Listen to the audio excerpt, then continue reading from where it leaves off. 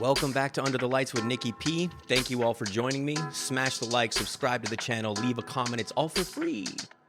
Teofimo Lopez knocks out Jaron Boots Enos. I'm going to let that marinate for a minute. Yes, I said it. Teofimo Lopez knocks out Jaron Boots Enos, and here's why. I know that's going to sound crazy to a lot of people. I know everyone has Jaron Boots Enos winning that fight, obviously. People want to believe that Teofimo's a scrub even after everything he's done for some unbeknownst reason. But here's why I think that fight actually goes the way that I'm saying. And at the bare minimum, he's going to win by a large margin on points. As great as Jaron Boots Enos is, he's never fought anyone even remotely close to the skill level of Teofimo Lopez. And I understand that you could try to make that argument for Teofimo as well. But I mean, the guy beat Lomachenko. Pound for pound, #1 in the world, arguably at the time. One of the most skilled fighters to ever lace up the gloves. I mean, it's pretty obvious to see that he's been up there with the elite of the elites. But the thing about Jaron Boots Enos is that he's a much bigger guy, so he's a lot stronger in general, and we haven't seen Teofimo Lopez knocking people out the way he used to when he was at lightweight, so I understand those arguments, but just try to follow me for a minute while I build this argument, and then, of course, if you want to agree or disagree, just put it in the comments. You can argue with me all day. It's all subjective anyways, right? So, the reason why I think Teofimo Lopez has a good chance of actually stopping Jaron Enos is because of how good Jaron Enos is. Now, let me finish that thought real fast. That might sound counterintuitive, but not only is Enos one of the best boxers out there, he has power in both hands, and he's used to dominating his opponents.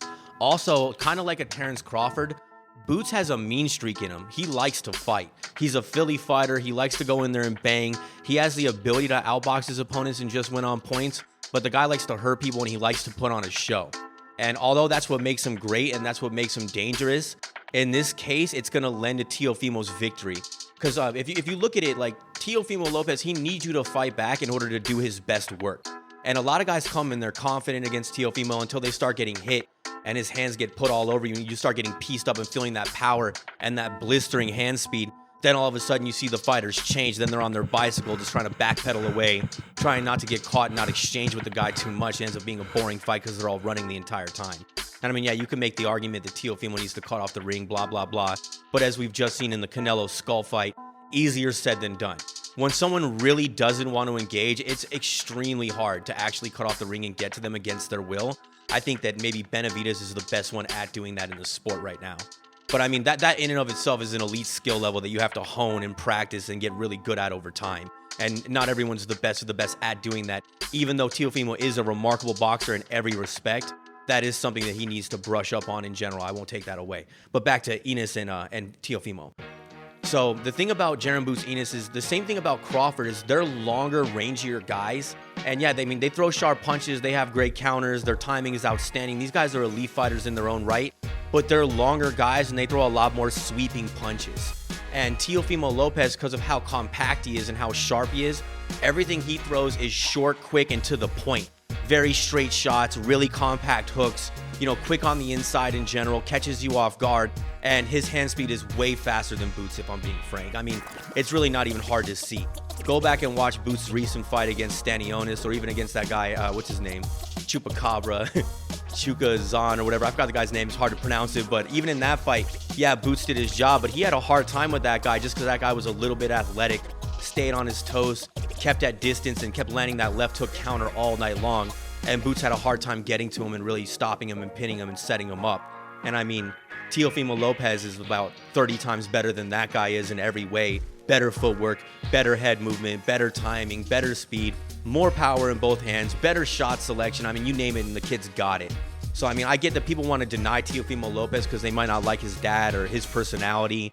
You can call him corny. You could say he's being a racist and all that crap, and then just want to deny the kid's abilities. But if you strip all that away and just look at the kid with raw eyes, the talent is undeniable. I mean, as a matter of fact, people are always talking about Boots being the second coming of Roy Jones Jr., and I actually think it's the exact opposite. I think Teofimo Lopez is the closest thing to Roy Jones Jr. that's been since Roy. I mean, talent for talent, skill for skill, and just fighting style in general, Teofimo Lopez is the closest thing to Roy that's been out there, not Jaron Boots Enos. Boots is great, but I mean, look at the way that Teo fights with that explosiveness, that crazy footwork, that blistering speed, the counter ability, sharp shots like I just talked about before. I mean, the athleticism is off the charts. I think he's more athletic than Boots is. And again, he's way faster hand speed wise. It's not even close. So I just kind of see that fight going. Boots isn't going to come in there and be a punk, that's for sure. He comes to fight. He might try to box here and there. He might try to set you up. You know, he's got a good game plan. The guy can do it all. But I just see over time that explosiveness just being too much. Teofimo's going to close distance. He's going to find angles. He's going to be unloading powerful, sharp counters. And eventually it's going to start bewildering and confusing basically any opponent he gets in there with. But in this case, Boots. The only way that people think Boots is going to win is they just see him basically dogging out Teofimo, breaking him down, beating him up, and then stopping him. But boxer for boxer, I think Teofimo is actually better than him. Quite frankly, I think Teofimo is probably the best fighter pound for pound out there right now when his head's on straight and he's fighting with all of his skills and all of his attributes. I don't think there's a single thing that the kid doesn't have. And I mean, people, again, they want to, like, you know, oh, George Kambosos, he lost to George Kambosos. That's stupid, dumb, benign argument that we always hear over and over again. It's like, yeah, fine. Was Buster Douglas a better fighter than Mike Tyson? No. Was Tommy Hearns a better fighter than Roberto Duran? No. Was Antonio Tarver a better fighter than Roy Jones Jr.? No.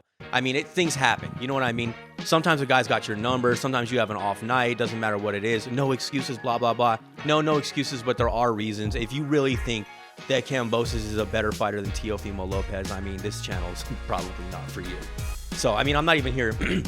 Obviously, I'm a huge Teofimo Lopez fan. That's not a secret. I mean, I love the way the kid fights. I like him and his dad. I think they're good for boxing. I think the whole racist thing is overplayed and people are just kind of using it to get clicks on their channel and create some drama and all that crap. But I mean, like, let's go to that for even 1 second. Let's touch on that real fast. The whole racist thing and, oh, he shouldn't be talking like that, this, that, and the other thing. Teofimo Lopez just wants to fight. Nobody wants to get in there with him. He's trying to go after legends and greats to, you know, uphold his legacy and cannibalize theirs more or less. And nobody wants to fight him. So what's he doing? He tried to do it the diplomatic way. He tried to, you know, just ask them for the fights, just call him out regular. Everyone's avoiding him. So he went the Clubber Lang path. That's what he's doing. Hey, woman, you want to see what a real man looks like? He's just going the shit-talking pro wrestler Clubber Lang way because, unfortunately, that's what it takes to get these guys in the ring a lot of time. It's called fighting words. There's a thing in the, like, you know, slang, like those are fighting words. He tried to talk regular. It didn't work, so now he's using fighting words to start a fight. It's really not that illogical. None of this is mysterious. This is kind of how it works throughout all of the fight business in general. Everybody knows that. I mean, if you're an MMA fan, no one gave a shit about Colby Covington until he put on that character and started talking all that wild crap and doing his bit. I mean, Chael Sonnen, Muhammad Ali, you could name them. Anyone that had that gift of gab, Floyd Mayweather, you play the villain, and it works. I mean, unfortunately, that's what the kid has to do because no one wants to just step in there and just challenge him outright and just do it the good old-fashioned way, but it is what it is. So call the kid what you want, you know, call him a racist, blah, blah, blah. I think he's just trying to get fights. I think he's just marketing and promoting himself, and unfortunately, it has the added value of working. And here we are now. So now they're talking about, Turki Al-Sheikh's talking about the fight with Boots and Teofimo Lopez. I mean, obviously you can make the argument either way. I'm not saying that Boots can't win, but I'm just going to pick my side now and just say I see Teofimo taking that fight. I think that as great as he is and as much as he's shown, he's still being underrated. And I hope this fight happens because when it's done, we're going to learn a lot about all these fighters, right? When you have the guys that are like the best fighting the best, when they get in there with each other, it shows you who's who and what's what. As far as I could tell, I've never seen Teofimo shy away from a fight, whether it be a boxing match or a firefight. You know, he wants to dog it out, brawl in the center of the ring, pick his shots, counters, fight on the inside. The kid's not afraid to get hurt. He's not afraid to get hit. He's there to make real fights, and he's there to do damage most of the time. I mean, in his last fight, I think he could have pressed a little bit more, but he still put on a masterclass against a guy who was there to fight safe and not really get himself into too much trouble. So, sorry. So anyway, as far as Boots goes, I mean, obviously I could see him taking that fight as well if he uses his range and if his power starts to really bother Teofimo Lopez and Teofimo Lopez can't start stealing the counter shots and changing the momentum and picking him off and throwing him off balance. Then of course Boots is going to go ahead and overtake him in the long run. That's just how that fight would go out. But I just don't see anyone that could really dominate Teofimo Lopez that way. And he is a rhythm fighter. He is a catch and shoot fighter, and he is a counter puncher. So once he finds his range and he finds his spots and he figures out what you're trying to do, he starts picking you off and it changes you.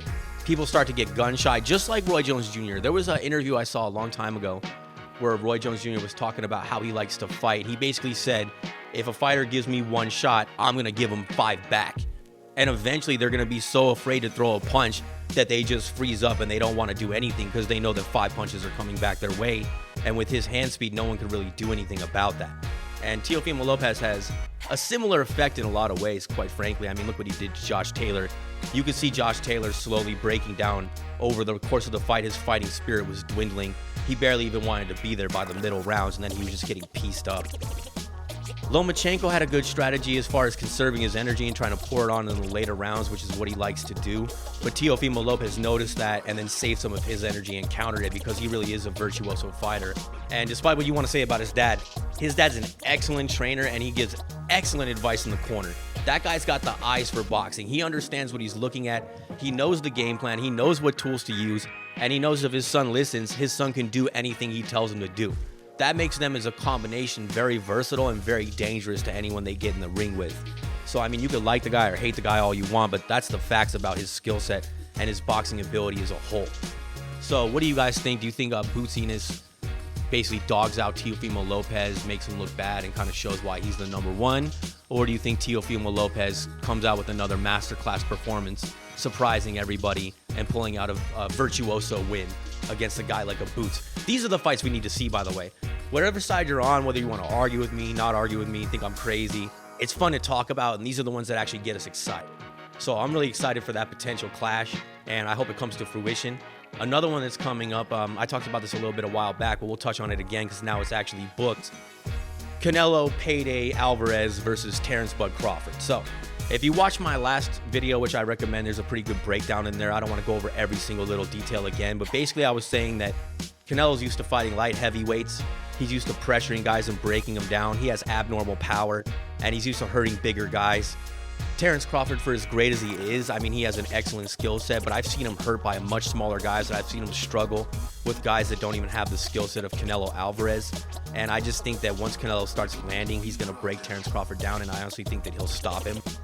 One of my favorite fights that Terrence Crawford ever did, actually it is my favorite one that he ever put on, was against Yuriorkis Gamboa. And Gamboa gave him the stanky leg a couple of times in that fight with a couple of right hands and, really hurt him a few times in that fight. Obviously, he got knocked out in the end because Bud's a beast and he's a monster, but he did damage on him and he really hurt him and had him on the back foot. So I just can't imagine a world where Canelo doesn't land some really solid shots because, again, just like Boots, Terrence Crawford's not a punk. He likes to fight. He has a mean streak. He likes to punch with his opponents too, which is one of the skills that really makes him a great, but it's also one of the things that's going to get him into a lot of danger with Canelo Alvarez.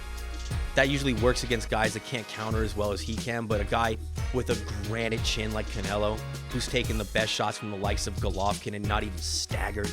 Like, the guy's never been put down. He's never been hurt.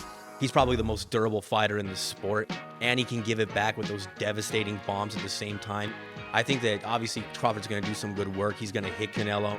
But if you think that Canelo's never going to touch Crawford, I guess then Crawford will win. But I don't know, man. Outside of him just boxing a safe fight, staying on the outside, trying not to get rocked and trying to get a points decision, I see Canelo eventually just bulldozing him like a Caleb Plant kind of situation. So that's my 2 cents on these two upcoming fights. Not a lot going on as far as, some of the other big fights that have been mentioned. They're kind of, by the wayside. I don't like to talk a lot of gossip and drama and things like that unless something's actually booked. These are the two that I'm most focused on right now. And so we'll see what happens. Let me know what you guys think. Just another quick episode of Under the Lights with Nicky Pringles. I'll see you next time. God bless and peace. Caw-caw.